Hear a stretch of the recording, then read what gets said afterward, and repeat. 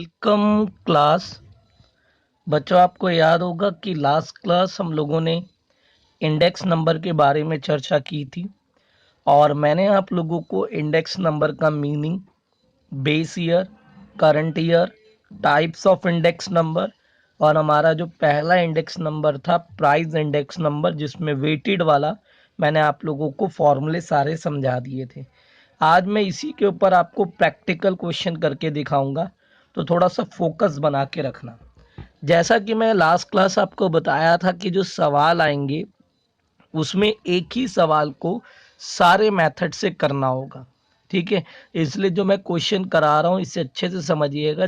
और सबसे बड़ी बात, जो क्वेश्चन हम लोग अभी डिस्कस करने वाले हैं, इसके जैसे जितने भी क्वेश्चन आपको किताब में मिलेंगे वो सारे क्वेश्चन आपको ट्राई करने हैं। तो मान लो सवाल आ गया, फाइंड प्राइस इंडेक्स नंबर। याद रखिएगा, आज हम प्राइस इंडेक्स नंबर पढ़ रहे हैं। फाइंड प्राइस इंडेक्स नंबर यानी प्राइस इंडेक्स नंबर निकालो बाय यूजिंग, और वो सारे मेथड वो लिखेगा। By using number 1 Laspeyres method,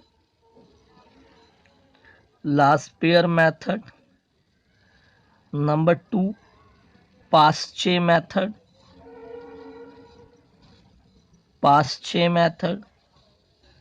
और number 3 Fisher method, number 4 Dorbish and Bowley method, और लास्ट मार्शल एगेवर्थ मेथड। पांचवा मार्शल एगेवर्थ मेथड, मैं मार्शल लिख दे रहा हूं। तो इस तरीके से क्वेश्चन की हेडिंग आएगी कि आप लोगों को प्राइस इंडेक्स निकालना है by using Laspeyres method, Paasche method, Fisher method, Dorbish Bowley method and martial method.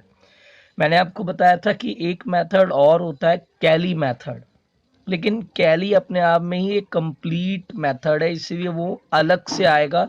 तो देखते ही पता चल जाएगा कि ये कैली मेथड का सवाल है। उस पर भी चर्चा आज हम करेंगे, यानी आज हम पूरी तरीके से प्राइस इंडेक्स नंबर को कंप्लीट कर लेंगे, ठीक है। अब ज़रा देखिए कि ये जो क्वेश्चन होता है उसमें हमें क्या क्या चीज़ें गिवन होती हैं।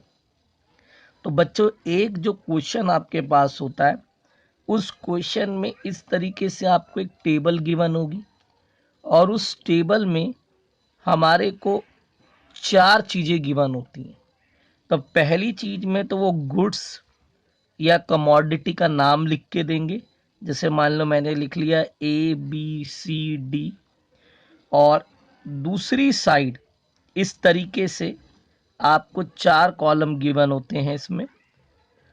और ये देखिए 4 कॉलम हैं। यहाँ मैंने लिखा प्राइस, यहाँ मैंने लिखा क्वांटिटी, यहाँ मैंने लिखा प्राइस, यहाँ मैंने लिखा क्वांटिटी, ठीक है। प्राइस लिखा है 2008 का, क्वांटिटी 2008 की, प्राइस 2010 का, क्वांटिटी 2010 की, ये भी 10 की क्वांटिटी है, ठीक है। अब ये देखिए क्लास, यहाँ पर प्राइस क्वांटिटी करके हमारे पास 4 कॉलम इन्होंने बना के दे दिए। और मान लेते हैं प्राइस हमें दे दिया 10, 20, 30, 40, क्वांटिटी 2, 2, 2, और ये दे दिया 20, 30, 40, 50, 3, 5, 2, 5। लेट अस एज्यूम ये हमें क्वांटिटी दे दी।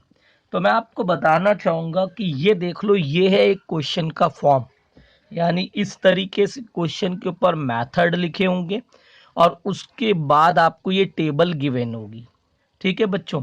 तो इसमें आपने करना क्या है, सबसे पहले जब भी आपके पास क्वेश्चन आता है कि आपको प्राइस इंडेक्स नंबर निकालना है, तो आपको जो ये प्राइस दिए हुए हैं और जो क्वांटिटी दी हुई है, पहले इसे बेस ईयर में और करंट ईयर में क्लासिफाई करना है।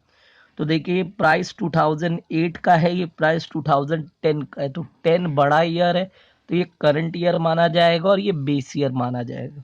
तो ये हो गया आपका प्राइस P0 और ये हो गया प्राइस P1, आपको याद होगा मैंने पहली क्लास में आपको पढ़ाया था कि जो बेस ईयर की चीज़ें होती है उनको डिनोट करने के लिए हम ज़ीरो का यूज़ करते हैं, और जो करंट ईयर की क्वांटिटीज़ या कोई भी चीज़ होती है तो उसके लिए हम 1 का प्रयोग करते हैं। ऐसे ये क्वांटिटी 2008 की है और ये क्वांटिटी 2010 की है, तो 2008 की क्वांटिटी के लिए लिखेंगे Q0 और 2010 की क्वांटिटी के लिए लिखेंगे Q1। ओके बच्चों, तो इस तरीके से आपने क्या कर लेना है, पहले ये सारे मार्किंग कर लेनी है, P0, Q0, P1 और Q1। अच्छा, इसके बाद हमें एक क्वेश्चन के कोई सा भी मेथड अगर पूछा जाए, चाहे वो लास्पेयर पूछे, पास्चे पूछे, फिशर पूछे, डॉर्बिश बाउले पूछे या मार्शल पूछे, कोई भी मेथड अगर आपके पास आता है बच्चों, तो उसे करने के लिए आपने पहले 4 कॉलम बनाने हैं। सभी क्वेश्चनों में हमें 4 ही कॉलम बनाने होते हैं, ये फिक्स होता है, यानी किसी एक मेथड पे नज़र डालने की ज़रूरत नहीं है। आप आंख मीच के पहले 4 कॉलम बनाओ। तो अब 4 कॉलम कैसे बनते हैं, यानी ये जो प्राइस है ना आपका बेस ईयर वाला, इसको दोनों ईयर की क्वांटिटी से इंटू करना होता है। यानी देखो ये P0 पहले Q0 से इंटू करेंगे, फिर P0 को Q1 से इंटू करेंगे, तो ये 2 कॉलम तो ये हो गए P0 Q0 और P0 Q1। इसके बाद दूसरा प्राइस लेना है करंट ईयर वाला, और उसको भी दोनों क्वांटिटी से इंटू करना है, यानी P1 Q0, P1 Q0 और P1 Q1। इस तरीके से हमें 4 कॉलम बना लेने हैं। जो भी मेथड है उससे कोई टेंशन नहीं है, आप ये 4 बनाइए, सब इसी में आ जाएगा। तो आइए पहले P0 और Q0 को इंटू करें, तो ये देखिए 10 मल्टीप्लाई 2 20, 20 मल्टीप्लाई 2 40, 2 मल्टीप्लाई 30 60, 2 मल्टीप्लाई 40 80। ये देखिए क्लास, बन गया हमारा P0 Q0 कॉलम। अभी P0 को, ये रहा P0, और इसे Q1 से इंटू करना है। ये देखिए, तो 3 मल्टीप्लाई 10 30, 5 मल्टीप्लाई 20 100, 2 मल्टीप्लाई 30 60, 5 मल्टीप्लाई 40 200। ये देखिए, ये हमने बना लिया हमारा दूसरा कॉलम। इसके बाद P1 को Q0 से करना है, तो ये देखिए ये रहा P1 और ये रहा Q0, तो 20 मल्टीप्लाई 2 40 और ये हो गया मेरा 60, ये हो गया क्लास मेरे पास 80 और ये हो गया हमारे पास 100। ओके, ये हमारा दूसरा कॉलम हो गया। अब P1 को Q1 से मल्टीप्लाई करना है, तो ये रहा P1, ये रहा Q1, इंटू करेंगे तो 60, ये करेंगे तो 150, इसको इंटू करेंगे तो 80 और इसको इंटू करेंगे तो ये 250 आ गया। बस चारों कॉलम जब बन जाए तो चारों कॉलम का आपने टोटल कर लेना है। ये देखिए इस तरीके से चारों कॉलम का हमने टोटल कर लेना है। तो ये चारों कॉलम का मैं टोटल कर रहा हूँ, तो ये आ गया मेरा कितना 0, ये 6 5 11, 11 और 8 हम जोड़ेंगे 19, 19 और ये 24 का 4 हासिल लगा 2, 2 2 4 और 1 5, ये 0, 6 4 10, 18 का 8 हासिल लगा 1, 280, 0, ये आ गया मेरा 9 और ये हो गया मेरा 3 यानी 390। इसको जोड़ेंगे तो ये आ गया मेरा 200। ठीक है क्लास, इस तरीके से आप लोगों ने जब भी कोई भी क्वेश्चन आए तो पहले इस क्वेश्चन से इस तरीके से 4 आपने कॉलम बना लेने हैं। 4 कॉलम बनाने के बाद बच्चों ये देखिए हमारे पास पहला मेथड कौन सा है, लास्पेयर मेथड्स। तो ये जो लास्पेयर मेथड है, मैंने कल इसका फॉर्मूला आपको समझाया था। लास्पेयर मेथड का फॉर्मूला है P01 यानी प्राइस इंडेक्स नंबर बराबर, प्राइस इंडेक्स निकाल रहे हैं तो क्वांटिटी तो दोनों ईयर की, मतलब प्राइस तो दोनों ईयर का लेंगे, यानी P1 P0। ये देखिए करंट ईयर का प्राइस बटे में बेस ईयर का प्राइस, लेकिन L4 लास्ट, लेकिन क्वांटिटी लास्ट ईयर की लेंगे, यानी Q0 मल्टीप्लाई बाय 100। यानी आपने देखा कि सबसे पहले हमें क्या करना है, P1 Q0 और डिवाइड करना है P0 Q0 से। ठीक है, अब इनके टोटल की वैल्यूज को इसमें हम पुट कर देंगे। अब आइए देखते हैं क्लास हमारे पास P1 Q0 का टोटल कितना है। तो ये देखो बच्चों, P1 Q0 का टोटल 280 है और P0 Q0 का टोटल 200 है। तो ये मैंने यहाँ पर डाल दिया 280 डिवाइडेड बाय 200 मल्टीप्लाई बाय 100। तो ये 2 0 से 2 0 कैंसिल, 2 से डिवाइड करेंगे तो ये आ गया 140। तो ये लास्ट पेयर मेथड से आपका प्राइस इंडेक्स नंबर आ गया। अब इसी तरीके से दूसरा मेथड लगाएंगे, यानी पास्चे मेथड। अब पास्चे मेथड में क्या करना है बच्चों, पास्चे मेथड के अंदर आपका बस P4 प्रेजेंट यानी क्वांटिटी प्रेजेंट ईयर की हो जाएगी।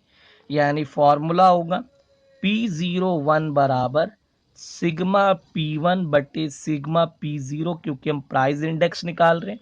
लेकिन P4 प्रेजेंट यानी प्रेजेंट ईयर की क्वांटिटी लेंगे Q1 मल्टीप्लाई बाय 100। अब आइए इसकी वैल्यूज डालते हैं। तो P1 Q1 की वैल्यू कितनी है सर? P1 Q1 की वैल्यू है हमारे पास 540 और P0 Q1 की 390। तो ये देखिए मैंने यहाँ डाल दी 540 डिवाइडेड बाय 390 मल्टीप्लाई बाय 100। और आपको पता ही है कि आपके लिए कैलकुलेटर अलाउड है, तो आराम से इसे आप अपने कैलकुलेटर से सॉल्व कर सकते हैं। तो मैं भी कैलकुलेटर से ही सॉल्व करके इसकी वैल्यू को यहाँ पर डाल रहा हूँ। तो हमारे पास इसको सॉल्व करने से आएगा 138.46 and this is your answer. तो आई होप कि आप लोगों को ये बात अच्छे से समझ में आई होगी कि कितना आसान है इन फॉर्मूलों को अप्लाई करना। सिर्फ प्रॉब्लम ये कि आप लोगों को फॉर्मूले याद होने चाहिए। अगर फॉर्मूले याद होंगे तो अप्लाई तो आप अपने आप कर ही लोगे। नाउ थर्ड पॉइंट, अभी थर्ड मेथड है हमारे पास फिशर मेथड। तो ये जो फिशर मेथड होता है ना क्लास, इसका मतलब होता है F4 फ्यूजन। और मैंने आपको बताया था कि इस केस में आपने क्या करना है, under root Laspeyres into Paasche. यानी लास्ट पेयर का जो आंसर आया और पास्चे का जो आंसर आया, दोनों को मल्टीप्लाई करके उसका क्या कर दीजिए, रूट कर दीजिए। तो जो रूट बनेगा वही हमारा इसका आंसर होगा। तो ये देखिए हमारे पास लास्ट पेयर का आंसर कितना आया था। लास्ट पेयर का आंसर हमारे पास आया था सर 140 मल्टीप्लाई हमारे पास जो फिशर का आंसर आया पास्चे का 138.46 आया क्लास। तो इसका आंसर आया क्लास हमारे पास सॉल्व होके 139.22। ठीक है, आपने 140 और 138.46 को मल्टीप्लाई किया, रूट किया, तो आंसर आया 139.22। नाउ फोर्थ, मुझे नहीं लगता कि आप लोगों को इसे सॉल्व करने में किसी तरीके की कोई प्रॉब्लम होगी। आपको सिर्फ कॉन्सेप्ट क्लियर करना बहुत ज़रूरी है। अगला मेथड है बच्चों हमारे पास डॉर्बिश and Bowley method. डॉर्बिश and Bowley method, तो सबसे most important point डॉर्बिश and Bowley method क्या होता है। देखिए क्लास, डॉर्बिश एंड बाउले की भी मैंने आप लोगों को ट्रिक बताई थी। तो P01 is equal to D4 divide B4 both, D4 divide B4 both. यानी लास्ट पेयर और पास्चे के आंसर को जोड़कर 2 से डिवाइड कर दीजिए, तो वो आपका आंसर आ जाएगा डॉर्बिश एंड बाउले का। तो लास्ट पेयर का कितना आया सर 140, फिशर का कितना है 138.46, डिवाइड बाय 2 करेंगे जोड़कर, तो ये आ जाएगा बच्चों 139.23 and this is your answer. Now the last method, और हमारा लास्ट और पांचवा मेथड है मार्शल मेथड। मार्शल एगेवर्थ, पूरा नाम इसका क्या है, मार्शल एगेवर्थ मेथड। अब मार्शल एगेवर्थ मेथड में क्या होता है, आइए इसको हम यहां पर समझते हैं। देखिए क्लास, मार्शल एगे वर्थ मेथड में फॉर्मूला होता है P01 बराबर सिग्मा P1 बटे सिग्मा P0, और मैंने आपको कल बताया था M4 मिक्स यानी दोनों ईयर की क्वांटिटी को मिक्स करके यूज करना है Q0 प्लस Q1 और मल्टीप्लाई बाय 100। ठीक है, अब देखो सॉल्व कैसे करना है, बहुत आसान है। अब कई बच्चे क्या करेंगे, सोचेंगे कि एक नया कॉलम बना ले। वो क्या करते हैं, Q0 Q1 को जोड़ के एक अलग कॉलम बनाते हैं, फिर प्राइस से इनटू करते हैं। नहीं बच्चों, इतना टाइम वेस्ट नहीं करना है। ये देखो, अगर हम P1 को Q0 से इनटू करें तो ये P1 Q0 होगा, और P1 Q0 हमारा 280 है, तो ये 280, बीच में प्लस का निशान, P1 Q1, और ये देखिए P1 Q1 हमारा 540 है, तो ये हमने 540 डाल दिया, डिवाइडेड बाय P0 Q0 200 और P0 Q1 390, जोड़कर मल्टीप्लाई बाय 100 कर देंगे। सॉल्व करेंगे सर तो कितना बनेगा, तो ये बन गया 820 divided by 590 multiply by 100। Solve करेंगे, आंसर आ गया क्लास हमारे पास 138.9।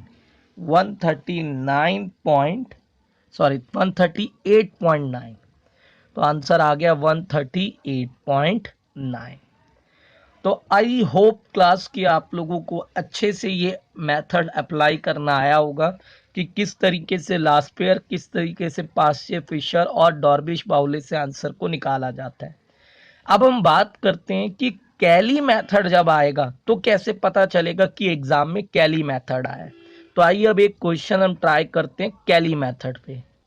मान लो क्लास क्वेश्चन आ गया मेरे पास, find price index number, find price index number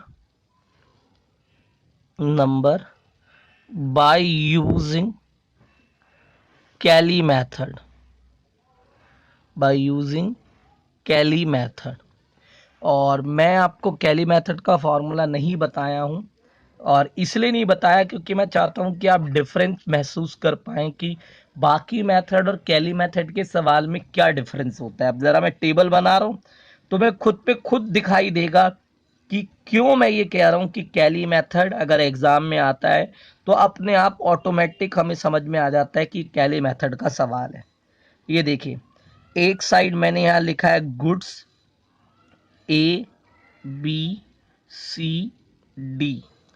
दूसरी साइड मैंने यहां पर लिखा है class price of 2008, price of 2010, और इस तरफ मैंने लिख दिया क्लास क्वांटिटी। ये देखिए मैंने क्वांटिटी ले ली। ओके, अब ये देखिए प्राइस ऑफ 2008, प्राइस ऑफ 2010 और क्वांटिटी। प्राइस दे रखा है 10, 20, 30, 40, प्राइस दे दिया 20, 30, 40 एंड 60, क्वांटिटी 2, 3, 4, 5। अब जरा कॉमन सेंस लगाइए, इसमें प्राइस 2008 का है तो ये हो गया हमारा P0, ये क्वांटिटी, ये प्राइस है 2010 का तो ये करंट ईयर का प्राइस हो गया P1। लेकिन जरा क्वांटिटी पे नजर डालिए, अगर आप देखेंगे तो क्वांटिटी के ऊपर किसी भी तरीके की कोई डेट नहीं लिखी हुई, यानी ये कहना मुश्किल है कि ये क्वांटिटी करंट ईयर की है या ये क्वांटिटी बेस ईयर की है। तो बच्चों जब किसी क्वेश्चन में इस तरीके की मूवमेंट आ जाती है कि क्वांटिटी मेंशन नहीं होती, तब हम उसमें क्या यूज करते हैं, कैली मेथड। यानी कैली मतलब ऐसा मेथड जहां पर कोई भी क्वांटिटी का ईयर गिवन ना हो, उस जगह पे हम इस तरीके के मेथड का इस्तेमाल करते हैं। यानी इससे हम खाली क्यू लिखेंगे और इसके साथ 0 और 1 का प्रयोग नहीं करेंगे। बहुत आसान है क्लास ये वाला मेथड। और अब इसमें सिर्फ 2 कॉलम बनाना है, एक बार प्राइस को क्वांटिटी से इनटू करना है, फिर इस वाले प्राइस को क्वांटिटी से इनटू करना है। यानी P0 Q और P1 Q, इस तरीके से हमारे कॉलम बनते हैं। तो पहले P0 और Q को अगर हम इंटू करें तो ये 20 और 3 को मल्टीप्लाई करें तो 60, 30 और 4 को मल्टीप्लाई करें तो 120, 5 और 40 को मल्टीप्लाई करें तो 200 आ गया। उसके बाद P1Q, तो ये आ गया मेरे पास 40, 90, 160 और 6 पंजे 30 यानी 300। अब इसका टोटल कर लीजिए आप, बस हो गया काम। तो सर 0, 6 4 10 और 9 19, हासिल लगा 1, 5, इसको जोड़ेंगे तो ये हो गया मेरे पास 0 और ये हो गया 10, हासिल लगा 1 और ये आ गया 400। ठीक है क्लास। अब कैली मेथड का फॉर्मूला क्या है? तो कैली मेथड से प्राइस इंडेक्स नंबर निकालने का फॉर्मूला है sigma P1Q upon sigma P0Q into 100। यानी देखो वो P1 और P0 तो लेना ही लेना है, लेकिन क्वांटिटी का कोई ईयर मिक्स आपको फिक्स नहीं पता, तो इसलिए Q आपका आंसर में लग जाएगा। यानी कोई भी Q1 और Q0 लेने की जरूरत नहीं है, खाली Q लगा देना है। यानी P01 बराबर होता है sigma P1Q divided by sigma P0Q multiply by 100। अब ये देखिए सिग्मा P1Q मेरा 590 है डिवाइडेड बाय P0Q 400 है, मल्टीप्लाई बाय 100 करेंगे तो 1 2 1 2, ये मैंने कैंसिल कर दिया। 4 से डिवाइड करेंगे तो 4 एकम 4 बचा 1, 4 चौक 16 बचा 3 और 4 सत्ते 28 और 2 4 पंजे 20, यानी आंसर आ गया 147.5। 147.5। I hope and I pray कि आप लोगों को सारे मेथड अच्छे से क्लियर हो गए होंगे। अब मैं तुम्हें एक खास बात बताना चाहता हूँ बच्चों, जो तुम ये किताब फॉलो कर रहे हो ना जेके ठकराल, इस जेके ठकराल की किताब के अंदर जो अनसॉल्व्ड क्वेश्चन है ना, वो क्वेश्चन है जो कि पेपर में आएंगे ही आएंगे। मतलब जो आप अनसॉल्व्ड क्वेश्चन देखोगे, अगर वो सारे क्वेश्चन तुम कर लेते हो तो उन्हीं में से कोई एक क्वेश्चन एग्जाम में भिड़ेगा ही भिड़ेगा। लेकिन जो एग्जाम्पल है वो कॉन्सेप्ट वाइज है, इसीलिए पहले तुम्हें एग्जाम्पल करना है। यानी आप जब अपनी किताब में ये चैप्टर ओपन करोगे तो पहला जो टॉपिक आपका है वो प्राइस इंडेक्स है। तो उसमें जितने भी क्वेश्चन प्राइस इंडेक्स में last year past year Fisher के हों, कैली मेथड के हों, आई थिंक 3 या 4 क्वेश्चन होंगे, वो सारे क्वेश्चन आपने पहले कर लेने। यानी आपका होमवर्क जो है वो इस टाइम पे एग्जाम्पल है क्लास, अनसॉल्व मत करना। रीजन दे रहा हूं क्योंकि अनसॉल्व प्रॉपर वो क्वेश्चन है कि जो एग्जाम में आने वाले। ये जो आपने देखे अभी last year past year Fisher और डॉर्बिश बाउले के, ये आ सकते हैं, लेकिन ज्यादातर पेपर में क्वेश्चन कैसा आता है, एक ही क्वेश्चन में प्राइस इंडेक्स का भी सवाल होता है, एक ही क्वेश्चन में क्वांटिटी इंडेक्स का सवाल भी होता है, और उसी में हमें टाइम रिवर्सल और फैक्टर रिवर्सल टेस्ट भी वेरीफाई करना होता है। तो अभी हमने ये कोई टेस्ट वेस्ट नहीं पढ़ा, हमने तो अभी खाली प्राइस इंडेक्स नंबर ही पढ़ा ना। तो आपने खाली प्राइस इंडेक्स नंबर निकालना है। इसके बाद जब मैं तुम्हें क्वांटिटी इंडेक्स नंबर कराऊंगा और फिर जब मैं तुम्हें टेस्ट वेरीफाई करना सिखाऊंगा, तब तुम उन क्वेश्चनों को करोगे तो वो क्वेश्चन ऑटोमेटिक हो जाएंगे। समझ रहे हैं बात को? तो मैं ये कहना चाहता हूं कि अभी की डेट में आपने खाली एग्जाम्पल करना है, जिन एग्जाम्पलों में प्राइस इंडेक्स नंबर निकालने को कहा जाए। तो अब हमने वेटेड को तो अच्छे से कंप्लीट कर लिया है। आपको याद होगा कल मैंने बताया था कि प्राइस इंडेक्स 2 टाइप के होते हैं, वेटेड और अनवेटेड। वेटेड वो होते हैं जिसमें प्राइस और क्वांटिटी दोनों गिवन होती है, और अनवेटेड वो होते हैं जिसके अंदर खाली प्राइस होता है। तो आज हम और डिस्कस करेंगे और इसे भी आज कंप्लीट करेंगे अनवेटेड। अनवेटेड वाले, कई बच्चों को लगता है कि अनवेटेड एग्जाम में नहीं आएंगे, लेकिन ऐसा नहीं है। कई बार मैंने बेटा ये छोटे क्वेश्चन भी 3 नंबर में आते हुए देखे, तो इसको भी बहुत अच्छे से समझिएगा। तो अनवेटेड वो सवाल होते हैं जिसमें खाली ओनली प्राइस गिवन होता है और कोई भी चीज गिवन नहीं होती, ओनली प्राइस गिवन होता है। तो इन क्वेश्चनों को कैसे करते हैं? तो इन क्वेश्चनों को करने के बच्चों हमारे पास दो मेथड होते हैं। कितने मेथड सर? दो मेथड है। पहला मेथड है हमारे पास simple aggregative method, simple aggregative method, ठीक है। और दूसरा मेथड है बच्चों हमारे पास, इसे हम सिंपल एग्रीगेटिव मेथड और इसको दूसरे वाले को हम बोलते हैं simple average relative method, simple average relative method.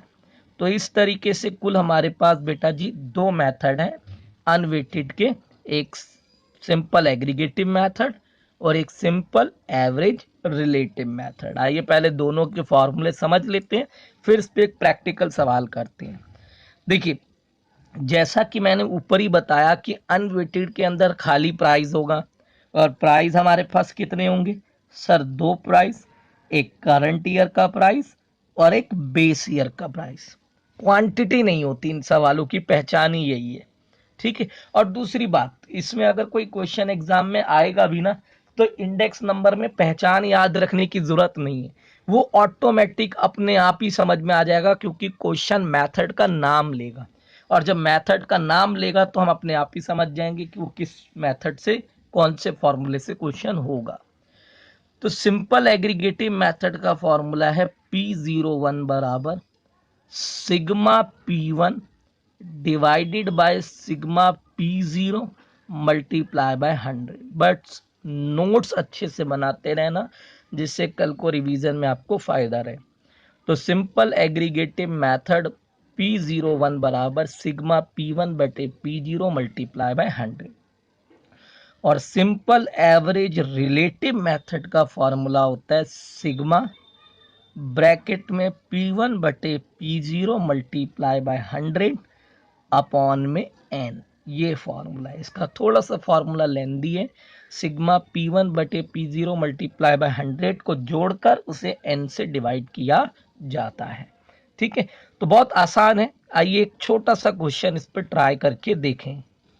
मान लो क्लास हमारे पास सवाल आ गया, find price index number, price index number by using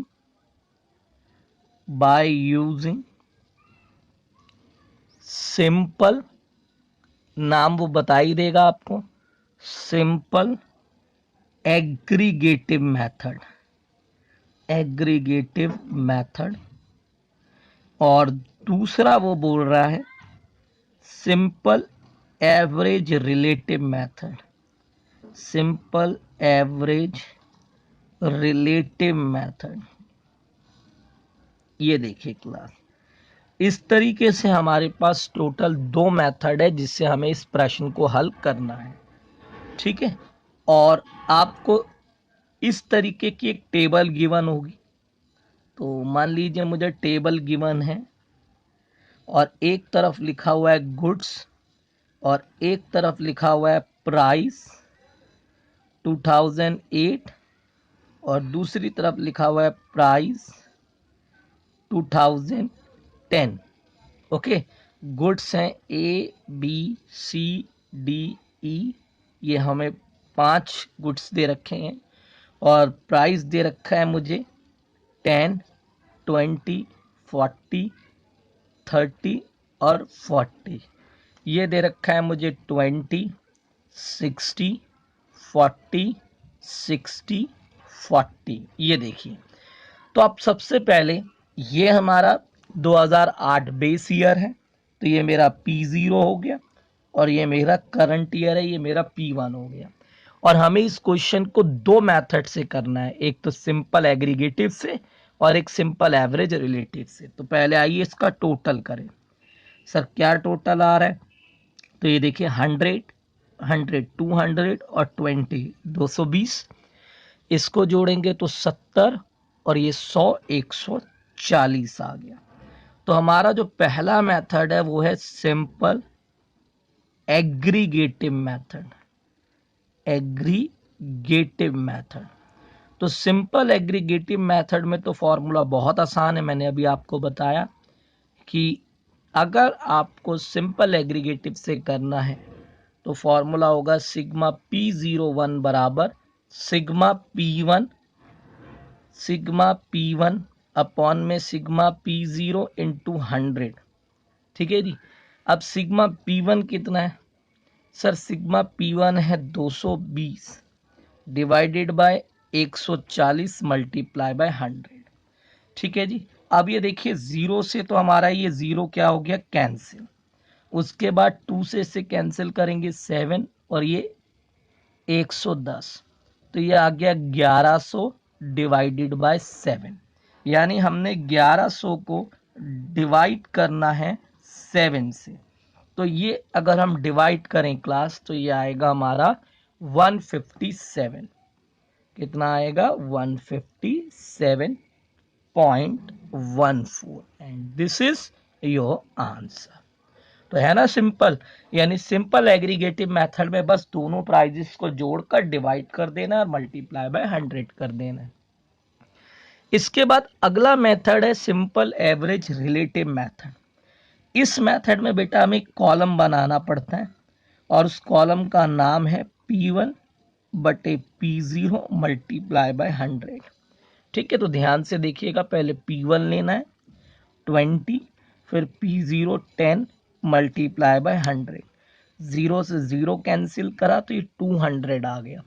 तो मैंने जानबूझ के ऐसे डेटा लिए हैं जो कट हो जाएं, लेकिन यहाँ पर कुछ ऐसे डेटा भी हो सकते हैं जिसमें डेसिमल में आएगा, बट आप लोगों का कैलकुलेटर अलाउड है तो उसमें कोई प्रॉब्लम नहीं है, इसलिए मैंने यहाँ पर ज़्यादा टफ डेटा लेने की कोशिश नहीं करी है।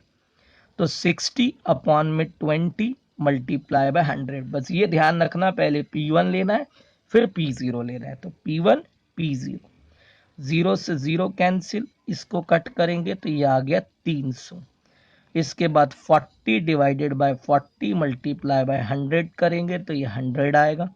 60 डिवाइडेड बाय 30 मल्टीप्लाई बाय 100 करेंगे तो ये 200 आएगा। और 40 डिवाइडेड बाय 40 मल्टीप्लाई बाय 100 करेंगे तो ये 100 आएगा। तो फाइनली हमने P1 P0 इंटू 100 का कॉलम बनाया। अब इसका टोटल करना है। तो सर 200, 500 और ये 600 और 300, 900 आ गया टोटल। अब हमारा जो दूसरा मेथड है उस मेथड का नाम हम लिखेंगे। तो दूसरा मेथड है सिंपल एवरेज रिलेटिव मेथड। और सिंपल एवरेज रिलेटिव मेथड में हमें क्या करना है? तो जी हमारा फॉर्मूला है सिग्मा P01 बराबर सिग्मा P1 बटे P0 multiply by 100 divided by n। तो ये देखिए, ये मेरे पे टोटल 900 आया है। और n मतलब कितने एलिमेंट्स हैं, ज़रा गिनिए कितने एलिमेंट्स थे, या गुड्स गिन लीजिए। 1 2 3 4 5 गुड्स थे, तो इसलिए हम इसे डिवाइड कर देंगे 5 से। तो अगर हम 5 से डिवाइड करें तो 5 एकम 5, बचा कितना हमारे पास? 4, 5 अट्ठे 40 और 0, यानी आंसर आ गया 180। तो आई होप क्लास की आपको दोनों तरीके से प्राइस इंडेक्स नंबर वेटेड और अनवेटेड अच्छे से क्लियर हो गया होगा। अब मेरी बात गौर से सुनना, अगर आप लोग मेहनत करेंगे तो मुझे कराते हुए फ़ायदा लगेगा, और अगर आप मेहनत नहीं करेंगे तो मुझे कोई फ़ायदा नहीं लगेगा। ये मत मान के बैठ जाना कि ऑनलाइन पेपर है हम लोग कर लेंगे। कर आप तभी पाओगे जब आपको आता होगा, ठीक है ना। तो साथ साथ मेहनत करना बहुत ज़रूरी है। अगर आप प्रैक्टिस करते हो, मुझे बताते हो कि सर मेरा ये डाउट है या ये क्वेश्चन मेरे से नहीं हो रहा, तो मुझे अगली बार उसे कराते हुए बहुत अच्छा लगेगा। तो आज आपका होमवर्क है, जैसा कि मैं पहले ही बता चुका हूं कि एग्जाम्पल आपने करने हैं। और कौन से एग्जाम्पल करने हैं? प्राइस इंडेक्स वाले। तो प्राइस इंडेक्स वाले वेटेड अनवेटेड जितने भी क्वेश्चन हो आप सारे ट्राई कर लेना। और अगर कोई डाउट नहीं हुआ तो नेक्स्ट क्लास हम स्टार्ट करेंगे क्वांटिटी इंडेक्स नंबर। तो बच्चों, आज की